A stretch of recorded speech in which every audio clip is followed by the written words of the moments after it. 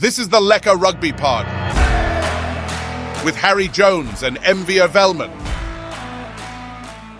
It's episode 33 of the Lekker Rugby Pod, and before we start talking about rugby, let me tell you about Sit & Car's special graduate program that they do in conjunction with Westbank.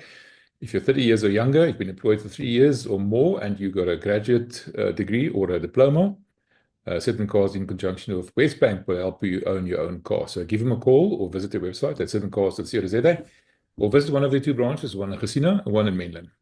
So how's it, Harry? How's it, MV? It's a really, this up down roller coaster ride is really tough on us right now. 1 week I'm the happy camper, next week I'm not. I hope we can sort ourselves out, these big unions, at some point. Well, I'll tell you what, I wasn't happy to be a Bulls supporter this weekend, and I'm sure Jake wasn't happy to be a Bulls coach because, I mean, I don't know. I always feel so sorry for the guys. I have to walk into that press conference immediately after a loss like this, and I spoke to one of the guys that follow us, and I said, listen, you must remember when Jake, or any losing coach for that matter, walks into a press conference, he's emotional, he might feel upset, and he has to regurgitate the same things over and over again, and you know what the comments are going to be. Can someone please tell Jake White to retire? Can someone please tell Jake White he should have won something by now? We've heard this all before. Jake White doesn't play the game on the field, guys. He can only be the coach. He can only teach them so much, and then it's up to the players to deliver. Am I wrong? Yeah, there's this great cartoon show called Peanuts. There's Charlie Brown. And Charlie Brown and his friends are in school sometimes, and you only hear the voices of the kids. When an adult speaks, like the teacher in school, it's like, wah, wah, wah, wah, wah, wah. Mm-hmm. Like you don't even hear their words. I kind of think if I'm a coach and I just lost something because my players stuffed it up, they did exactly what I told them not to do. It's like preparing a witness for trial. Sometimes you go, okay, we're not going to do this. We're going to say that. They go on and they just, mess it up. You still have to love your clients, your players, and you go in. I just imagine the journalistic questions sounding like this to their heads. Wah, wah, wah, wah, wah. It's the same old. It doesn't. So when you lost stupidly and your players played stupid at that stupid moment, how stupid do you feel now? Go. I'm like, yeah. Okay. Yeah. I feel stupid.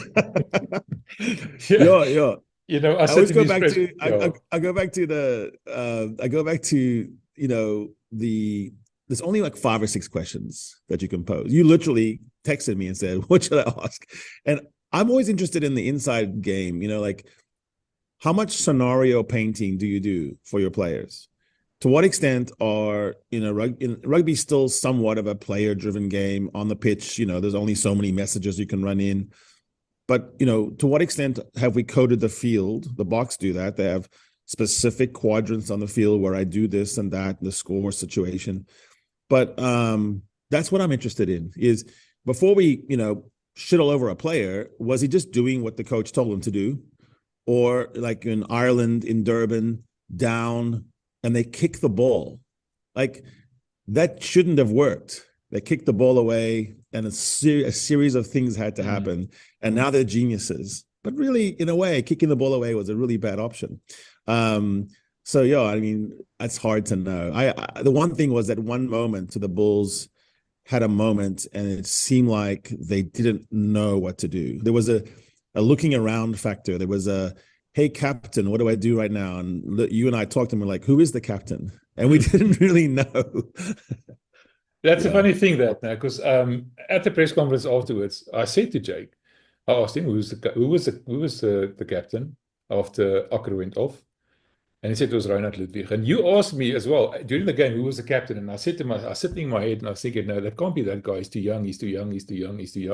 And I'm thinking to myself, listen, but these are all young players. I cannot for the life of me figure out who the captain should be, never mind who the captain was.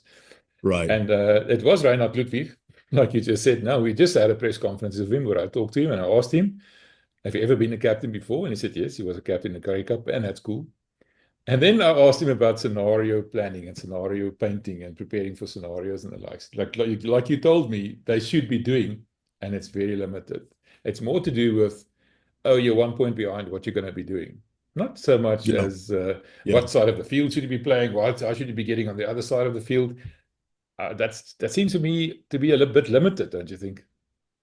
Yeah, so there's a sport, baseball, in which because you have 4 outs, you have 3 bases and then you have home plate. and you have 3 outs within an inning, and you can force a runner out. So just imagine cricket, but you could step on the crease and that would be the out, right? So a fielder, and there's 1 out, and a guy hits a ball, a bouncer.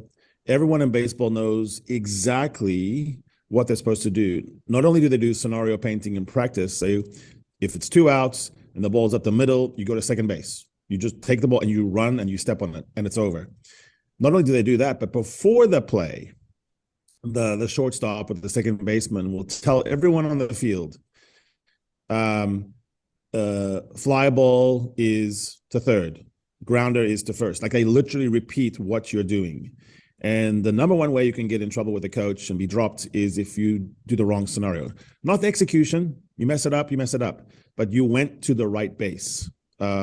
You fired the ball to the cutoff man, not to the catcher. And rugby has those scenarios multiplied by 50. So I actually empathize with the idea of we cannot go through them, but we kind of can. And the good teams, I do think, go through that a lot more in practice. The brain work of decision-making under pressure, which you can replicate in different ways in drills. You can invent a 2-minute package. You can invent a 1-minute package. You can state the scenario to everyone on the training pitch and then say, now we go. And you literally play it. And then you stop and go, hey, when you grubbered in that moment was the wrong option. I'm not talking about how good the grubber was. In fact, the grubber worked in the training pitch and you scored, but it was the wrong option. And I don't want you to do it again because it's a 1 in 100. I want you to do the 45 in 100. I do think you saw this weekend any number of examples, whether it was Leicester Tigers coming back after 2 early tries by Gloucester and winning kind of handily, or the Stormers sort of battle and then finally sort of breaking away. And the idea of Glasgow kind of staying in the fight and maybe winning a crucial bonus point. There were examples of high IQ, of rugby IQ, and then there were examples of really just cluelessness. And I'm not even really stomping on the players at this point. I think on the training pitch, you have to go through those scenarios because there's probably about 7 or 8 likely scenarios if you're down by 5 or down by 3 or you're ahead by 2, and you can throw in wind. You can throw in how many kicks I want to do. If we have 17 clean ball from first phase in second half and we only kick 3 times, it's a bad idea. I mean, we know from the numbers that kicking between 26 and 29 times a match is about right. If you keep running down blind alleys, your cleaners don't know how to get there. You don't resource the ruck very well. And then you lose the ball and someone kicks the ball through. And all that work you did for 7 phases, which looked pretty in the rain and a dark night, it comes undone. And now they're just running free on the other end. So, the Bulls, I don't know what the score was, 19 to 7, was it? 19, something like that. And then only score 3 points from then on. You focus on, just 3 points. I'm focused more on, you shouldn't have had to score more than 3 points to win. Like you should have maybe scored 6 more points, 2 penalties and be done, because you needed to play all the rugby in the right place and don't play rugby, like refuse to play rugby on that kind of night and put the game away. So I think I can imagine that Jake would be pretty. So the difference between Jake is happy and the unhappy Jake is not a huge difference, which I kind of like about him, by the way. He's got a cool grumpy retro thing, like Vern Cotter for the Blues in New Zealand, where you can never really tell that he's on cloud 9. He's mostly on cloud 1. But I'm sure that practice will be brutal this week, and hopefully not so much on the physicals, but what are you thinking? Why are you doing what you're doing? Stop, freeze, and they go, where are you going to go with this play and why? I had a brilliant tennis coach that would always ask me after I hit a shot. We'd stop and go, why'd you hit that shot? And he wanted me to say, because I want to make my opponent hit a ball back to me in my volley smash zone, and I'm going to put it away. Not so the shot I was hitting was because of the next one. So kicking in rugby is like that. I can make you kick to me in a certain way or kick out with a certain kind of kick. And I was wanting the Bulls to win. I was wanting them to kick better. I was wanting them to kick in the right places. I wanted them to kick, skop die ball more, please. Why are you doing loop arounds with, speculative passes in the middle of the pitch, and you're letting your opposition all the way back in? So you look at our South African conference, if you will, right now, and the team playing the smartest rugby, the Lions, is overcoming the lack of top end skill. Man for man, you wouldn't really pick that many Lions, for higher honors compared to Stormers and Bulls and even Sharks. But they're playing much smarter than the Bulls and Stormers and Sharks. Sharks are playing brain dead, but they have so much talent they can probably do it. Stormers sort of similar, but the Bulls have to play smarter, and then they can, once again challenge for the title. The thing of the Bulls is this going to sleep thing of theirs, either the last 20 minutes or the first 20 minutes after halftime, building up a substantial lead and then just sort of falling away. You mentioned the term rugby IQ, and I think that's quite apt. Something that you need to know as a rugby player. It's one thing being able to pass the ball or kick the ball properly, the skills of a rugby player, but there's more to it than just, being physical. It's a mental thing as well. You need to know how to play rugby, never mind what to do about the mechanics. And that is a problem. The Bulls have had that since last season. That they've had it during the Currie Cup. We talked about that as well. They're now doing it again. I talked to Piwe Nonglomu when he was coaching the Currie Cup. I said, like you just said, now they have these scenarios that they run through and make sure the guys know. But it wasn't there. It's clear that it's not there. It's not being. The players are not thinking on the field. Do you think maybe it's because there's too much instruction coming from the top, from a coach's box, and they're scared of doing what they should be doing, or they're just not being clever enough, or are they not clever enough? Full stop. A team that's always looking over to the coaches or up is, that's a scared team, and it's not what you want to be. You want to empower your team. You want it to be led, instructed, and the game plan needs to be clear from the top. But once they're on the pitch, you want people to play with wild abandon and smart, but, instinctive as well and ready. The game planning comes around who I want to be my heavy carrier. There's some intentionality about, at the end of the game, I generally want to see my best carrier, heavy carrier in the pack, to have the most carries. That just, it seems like obvious, but it's really not, because there's so many other carriers that look fun and good. But if you've made your best carrier into a cleaner and your best cleaner into a carrier 6 or 7 times, don't be surprised if that's not really working for you. It's difficult to clean. Also, when you're a carrier and you're good at it, you have the presence of mind to tell your cleaner which hip to be on. Like, there's literally communication. Like, follow me. I don't even want to make that extra 2 meters because I know that extra 2 meters will get me snaffled or jackled. I actually want to take the contact early, but I want you on my hip because it's that next slingshot momentum, 3rd carry, 4th carry, where we're going to break them open. That communication is only done when you know where your guy's going to be. And that's better when you have a big, heavy carrier, a number 8. So Hanekom is the best carrier, with be all and end all, you factor everything in, he's the best carrier. And so he's got a better fend, he's got a better step, he takes contact well, he stretch presents really well. So then I want my locks to be cleaners. But if you're loading up your locks too much, and Kubas Visa is the top carrier, he is right now, has the most carries, that's really not where you want to be. Is Kubas Visa going to beat as many defenders as Hanekom? No. Is he going to offload as much? No. When he does try to offload, would it be more awkward? Yes. So that's the game planning. Then on the player side, it's being able to, in the noise, in the furor, decide who is tackling and who is jackling. I don't want someone who's not a good jackler presenting himself to the referee too many times because he's going to get pinged. I want my proper jackler who knows when to lay off and then to get on. Again, that's Hanekom. And so you want to free him. If Hanekom is making the most tackles, I'm not happy. If he's making the most cleans, I'm not happy. I want him to be the biggest carrier and I want him to be the biggest jackler. And I want other people like a Kubas Visa to be the cleaner and the tackler. The other thing is the decision whether to hold, to take contact, to phase, to kick, what type of kick. It needs to be from the captain. And here's where I'm not, Ludwig was doing a great job of carrying hard into defense. He had some really tough carries.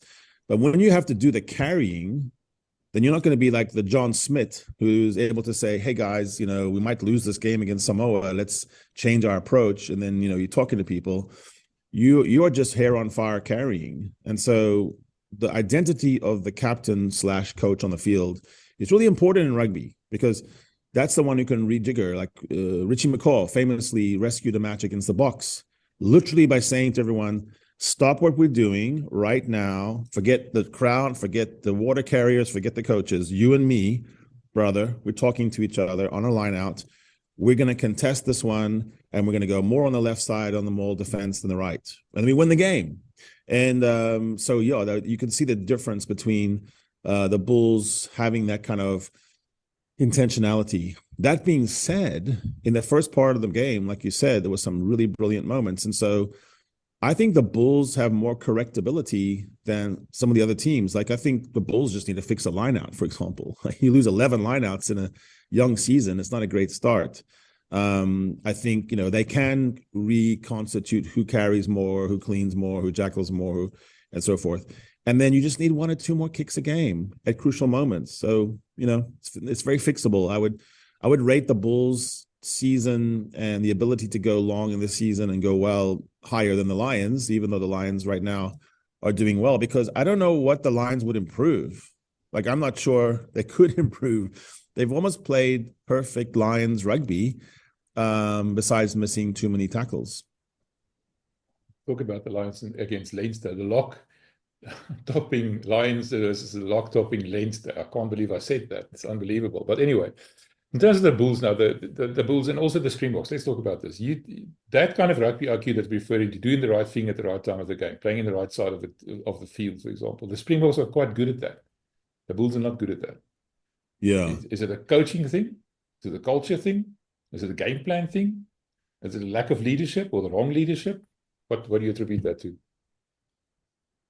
Well, at the Boks level, the weakest player on the field, the weakest 2 or 3 players on the field are still so strong.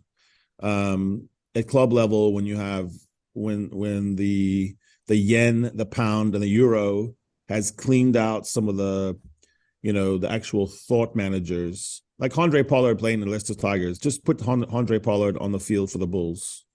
It's a different result, right? He just knows how to steer the game.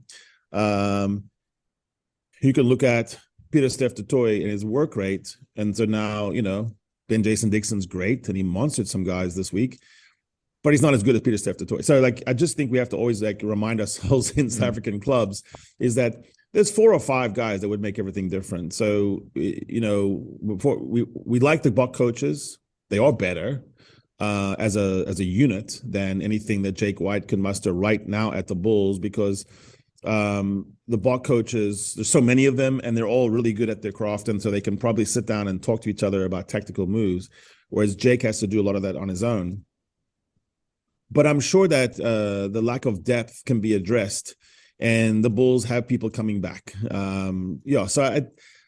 Jake's probably not panicking right now, but he's probably pretty upset, because I just think when you look at a game and you say it was that kind of game, that if you sort of win ugly, those are the good ones. That's the one coaches love the most. And so it was right there on the platter, right? But no, I think it's just a matter of depth. The weakest links in the Bulls team right now are still pretty young, pretty raw, haven't been tested. And that's the advantage that the test coaches have.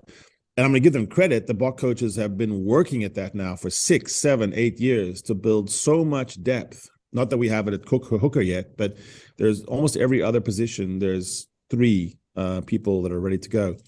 I would say the lineout problems for the Bulls would be my number 1, number 2, number 3, number 4, number 5 thing to fix, because it's the fixablest thing. It is reps. It is targets. It's precision. It's hitting someone at the top of a jump with the right lift, which you can literally do. I mean, you can make that work.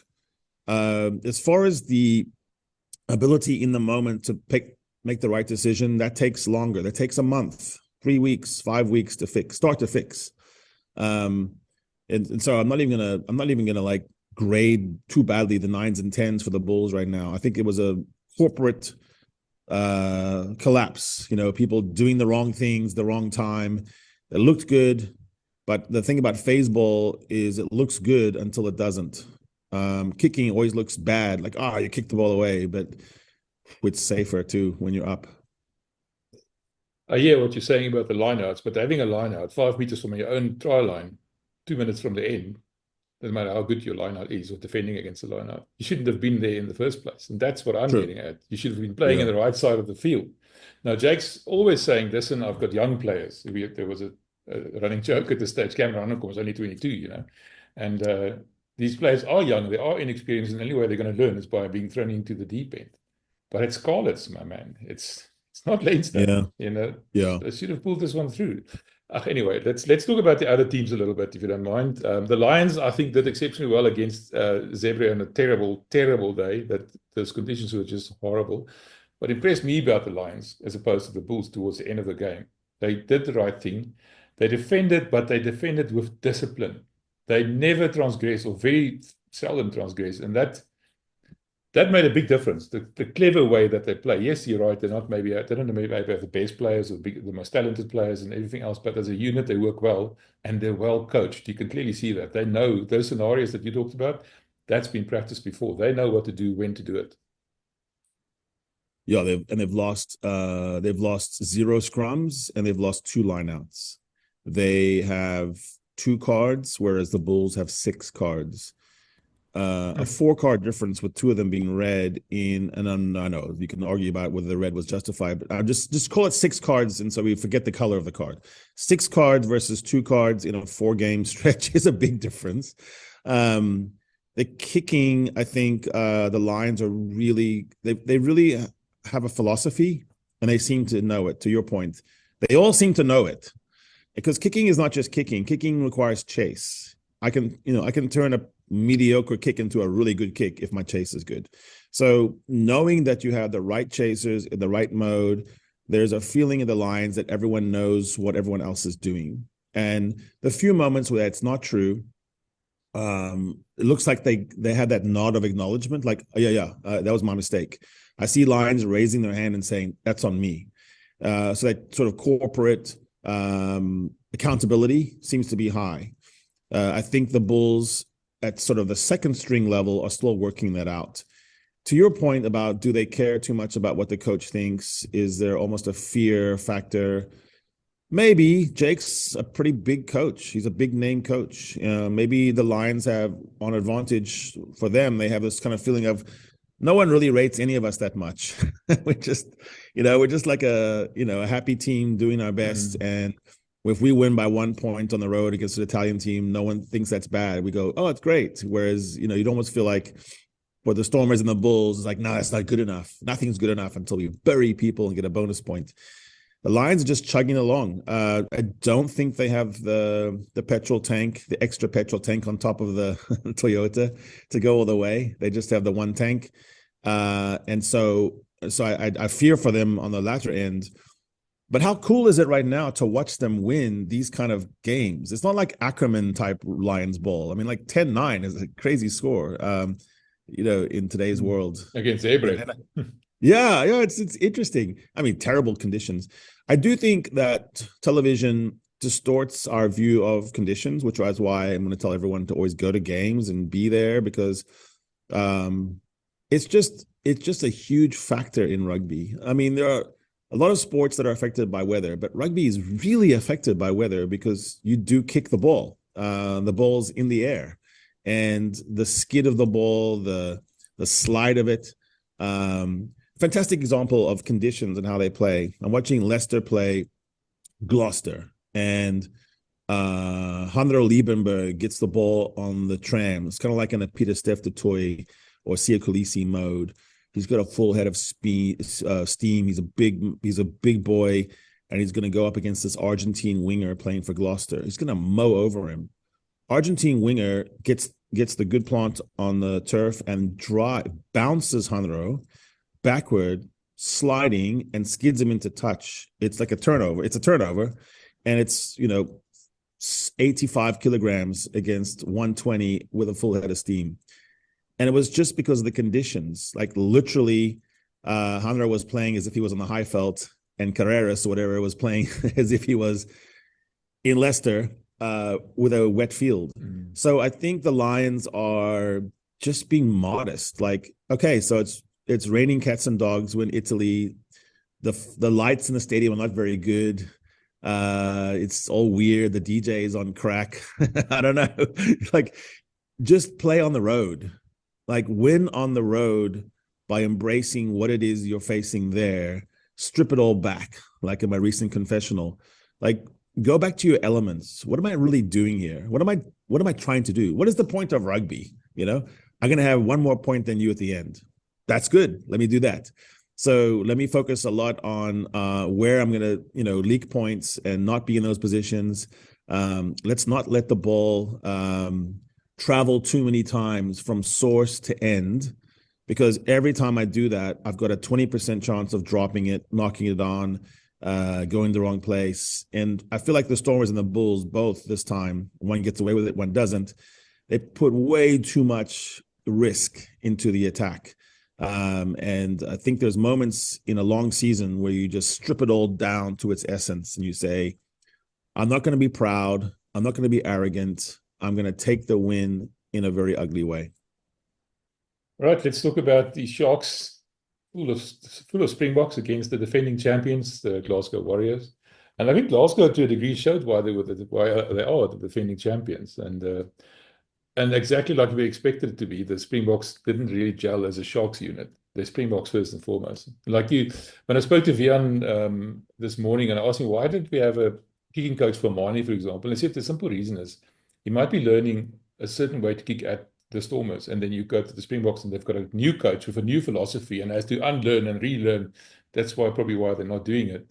It's pretty much the same situation with the Sharks now. You've got all these Springboks used to playing in a certain way under Rassie and Tony Brown and everything else. Now with Plumtree, you might want them to play in a different way, and it doesn't work. Did you see any evidence of that? Yeah. So first of all, good to win, but the season as a whole is disappointing so far. When I look at the shape of the season so far, I'm bothered that everything's happening in the midfield. The line breaker for the Sharks is Hooker.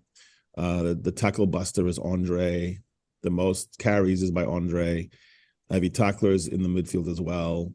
And then there's everyone's committing penalties. It's like a spread. Like in the other teams, you can like find the offender. The most pinged guy for the Lions is Frankie Horn. The most ping guy in Stormers is Ruben van Heerden, which may be why he's not picked for the Bucks. With the Sharks, like everyone has 3 or 4. And so there's a feeling of it almost being like high school. They're playing like high school rugby, which is give it to our best guys who run the best. Andre, hey, you're the guy. But there's not a shape there. And so I think it's easier to work them out.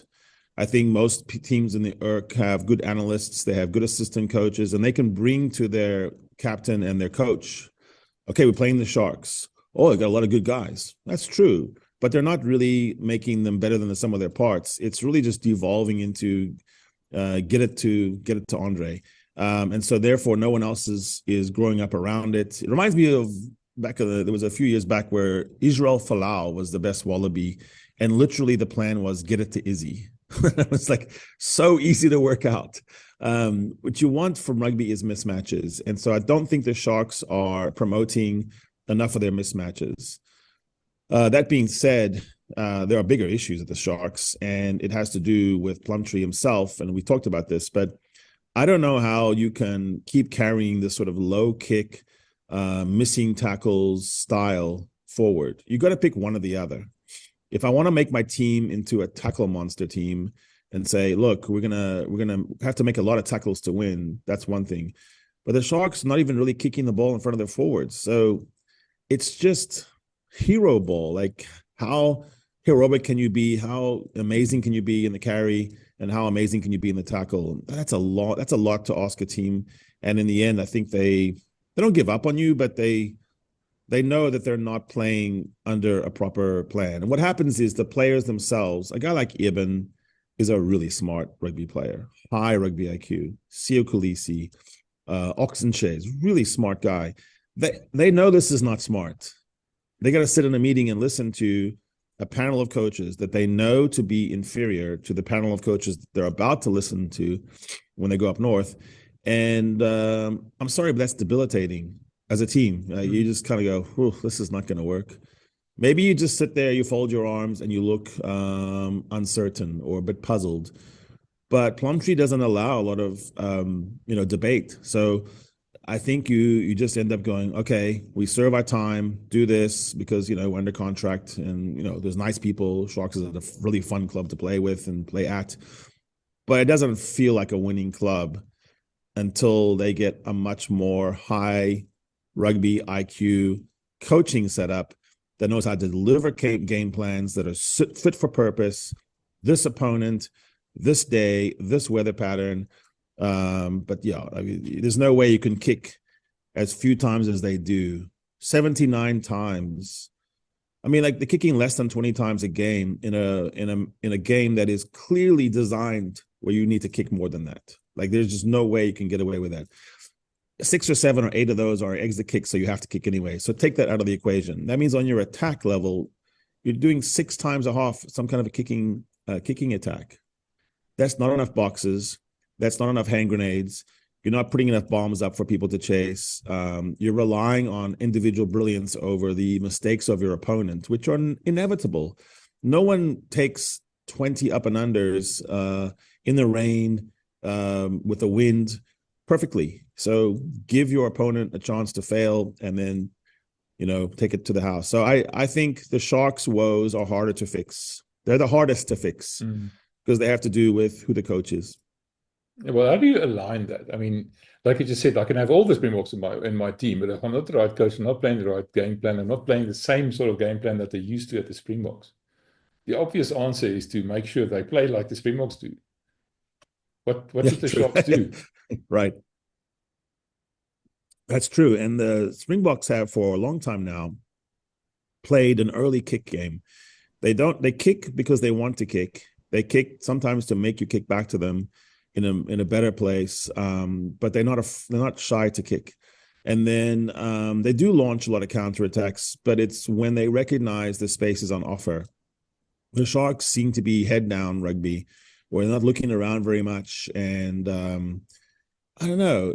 Maybe it's that it doesn't matter as much to them. Maybe what they're really doing is thinking of the cups. So maybe the Champions Cup is the real plan here.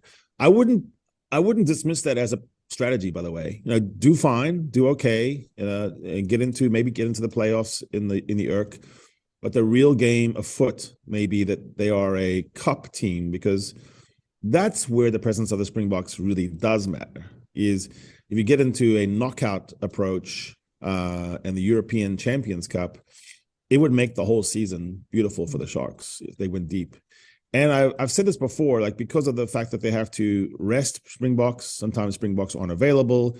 They may already have game planned the whole season and said, there is not really any way for us to be at the level of Leinster or the Bulls or Glasgow in the long run. We just want to be okay, but we're going to be tough to knock out. Because if we're on our day, when we have everyone there and we do play proper knockout rugby, and you have Eben and Andre and Sia and Ox. I mean, who's to say? I don't know. It comes down to the same argument. Even in the Champions Cup game, with the Springboks playing the wrong type of game, you're not going to get anywhere. That's my point. Are you what you're saying? They did the Challenge Cup last year.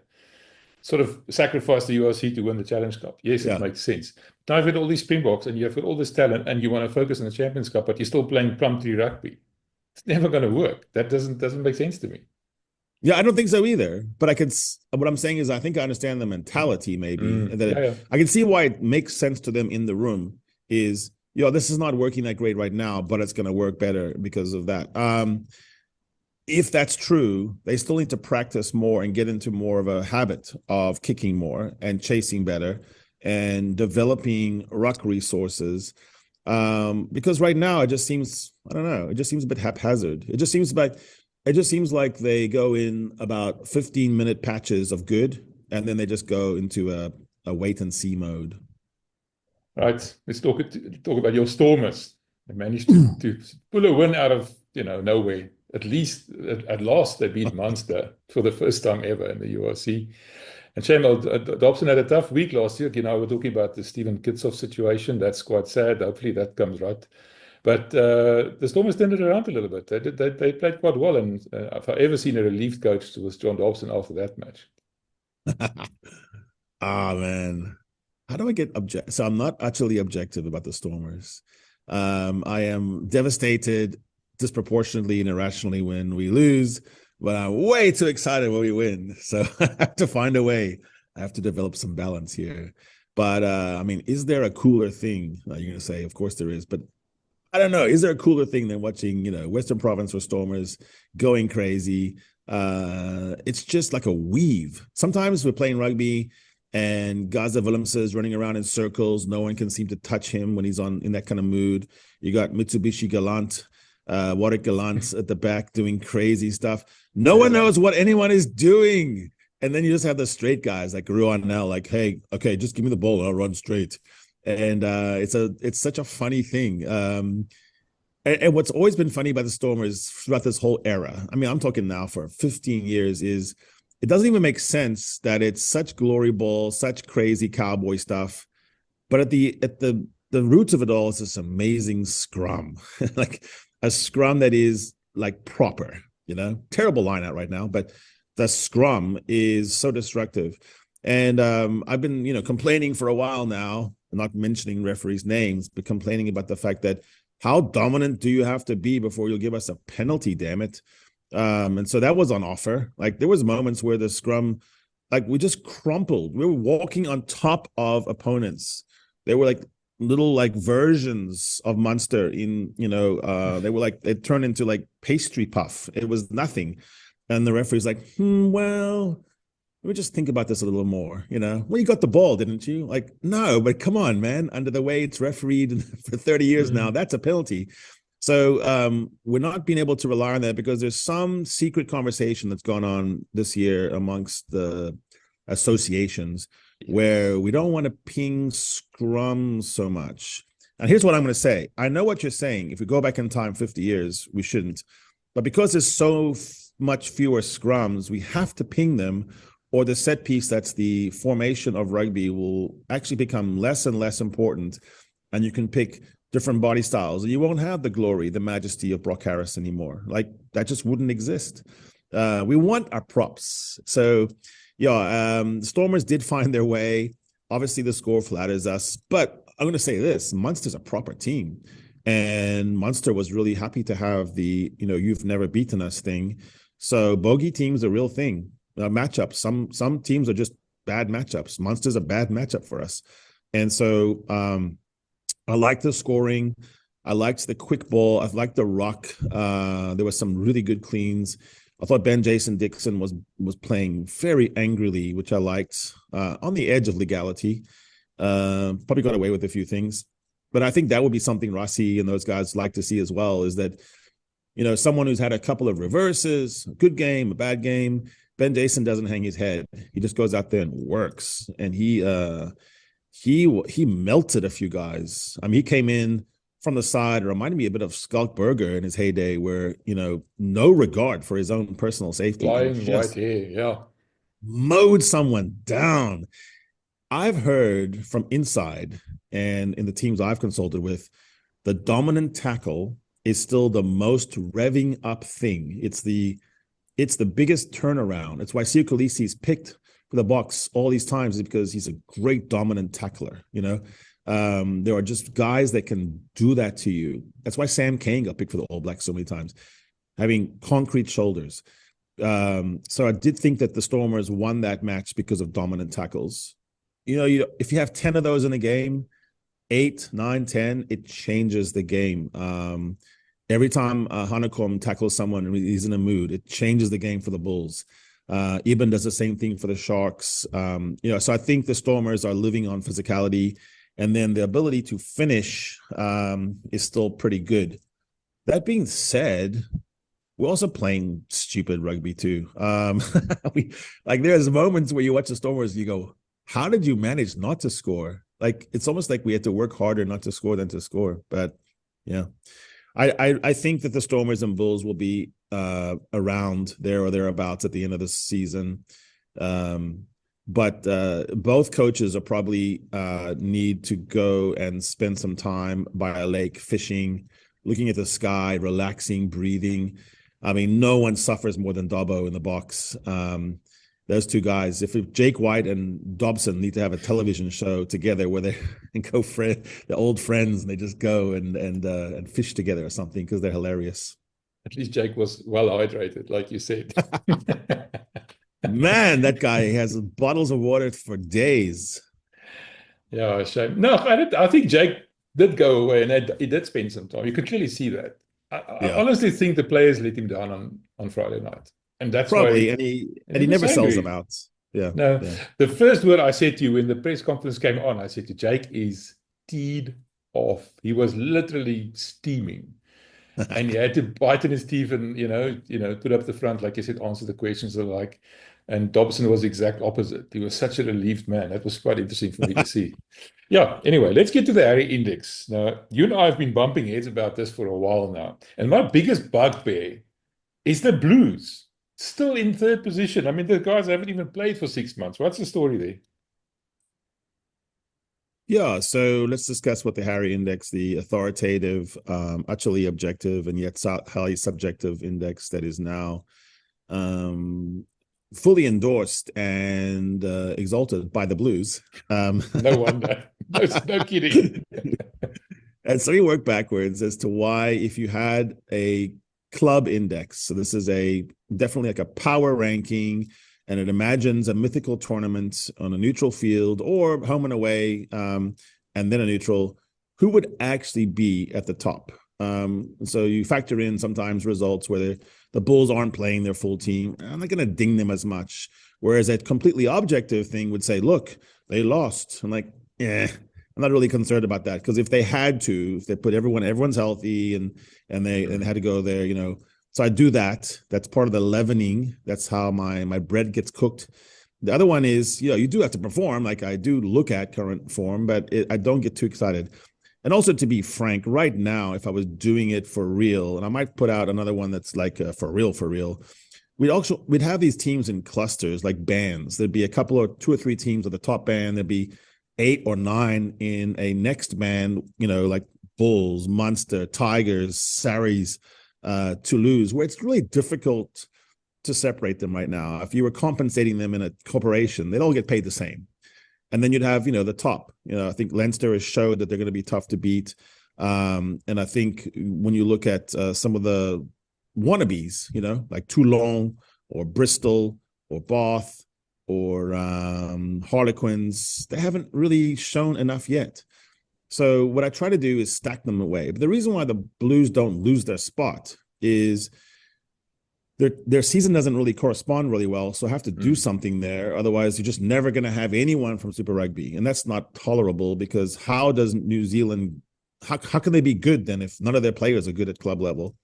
Not only are they good, they only pick from their clubs. So there's a disproportionate logic here where they're probably just like the French, where if they're picking their players from their clubs, or Ireland, you've got to give them some credit for being good. The Blues were also so much better than the Chiefs, Hurricanes, and Crusaders that it's even more likely that the Blues are good.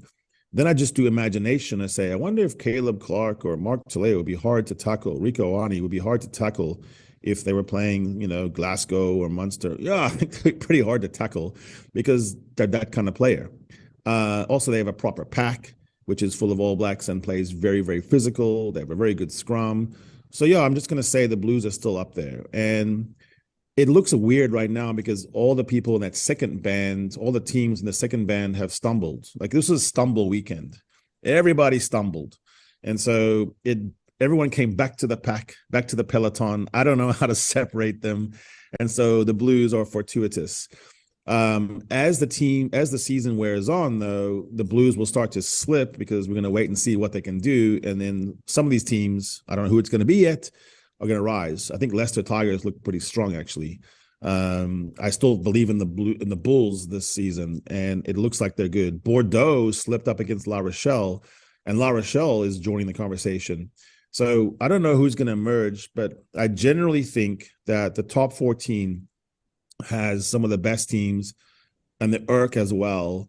I do think the Premiership, just objectively now, is not as good top to bottom as the URC and the top 14. And then Super Rugby probably generates only one team or two max in the top 15 of the world.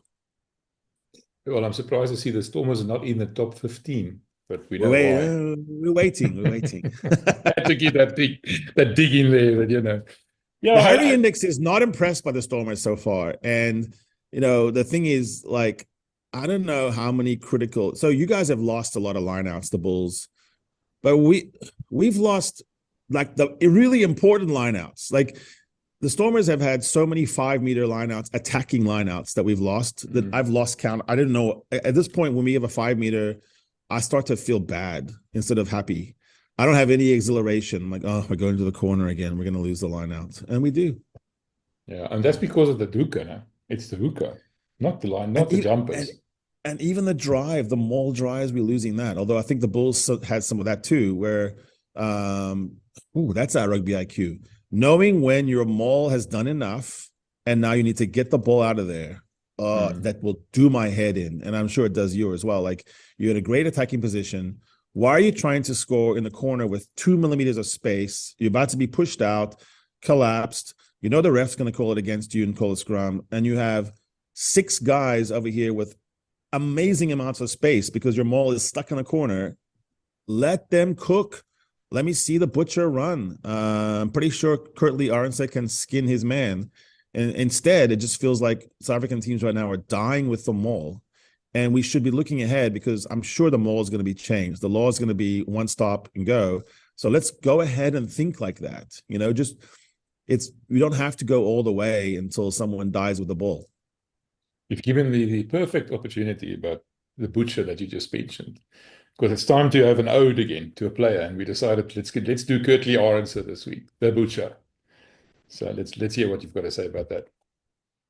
So to remind everyone, we had this whining autobiography by Johnny Sexton, although I think it's actually a pretty good book, by the way. But the stuff that was featured was kind of like relitigating the matches he lost. And it made us think about, well, what if they were autobiographies of the Boks and who might be fun to read? And so we're imagining sort of the first page of an autobiography by World Cup winning Springboks that don't get a lot of press. And so here's my thoughts, and I have to sort of like make them up as we go along, about Kurt-Lee Arendse. Okay. I always smiled. The way that I live my life is through a smile. I was known in my neighborhood, Lantana, which is a tough neighborhood, as the Butcher. And that's just because I was the guy who could hook you up with the pork bangers. I would have the job at the abattoir, and my boss let me take a few home sometimes. Sometimes a few found their way into my pockets too. But we cook them at home, dark brown on the outside, but through on the inside too.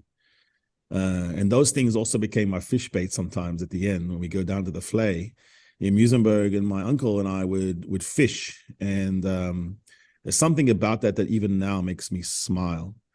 The pork bangers, my uncle, the sun at the flay, and we catching the fish. I like a thing to be done well. Even at the Butcher, I was not happy until I could learn to cut the meat just so fine. The old Tanti would come and she wanted the meat exactly so. I was the only one that she would say could cut the meat because I made it almost like see-through, just like I run with the ball. I know you see me, but then you don't. I'm like caramelized onions, man. I'm in the drippings. I'm lucky. And I tell all my teammates, those are the things you don't know. We say to each other on the field when Boks are winning. And by the way, let me just tell you, I've never lost the All Blacks. I'm never going to. I just say, make the gravy, And the taste of pork mangers from Paarl is different because the pigs come from a plum orchard just under the bridge on the east side, you know. They taste a bit like if a pig got drunk on beer and ate some plums. And we kept that fridge full of that meat, and it took us through hard times. I was never the guy who was going to make $1 million in my family. No one thought I was really going to make any money from rugby. I was a sevens guy, you know. I was the MVP of Varsity Cup Sevens. I was a Blitzbok. But those guys don't make the money or the press. They'll get on the front page. My life changed because the Bulls took me, and then the Boks took me, and they trusted that I could cut the meat. 17 tries in my first 22 caps, only 5 losses, and none of those losses came against the All Blacks. I always smile when I play because someone told me when I was very young that angels smile. And I think of myself in a weird way as someone who's blessed by the angels. Whether I'm fishing, whether I'm playing, whether I'm cutting, I'm the slicer, I'm the dicer, I'm the Paulus Joubert spicer. Give me the meat and I'll cook it for you. I'll make you already, I'll make you a batter babuti, but I will take it to the house. I've always enjoyed playing rugby, always will, and I never took it too seriously. Some of my teammates can get really deep on you. For me, I'm just trying to find the space. I'm trying to get to the house and bring the meat home. Okay, that was a good one. That was a good one. All right.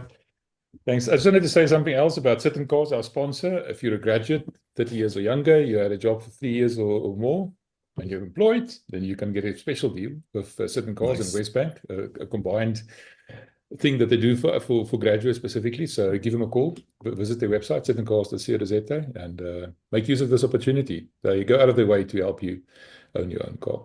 Right, Harry, that's it. Thanks for that. I appreciate it. Cheers, man. See you This next is time. the Lekker Rugby Pod with Harry Jones and Envia Velman.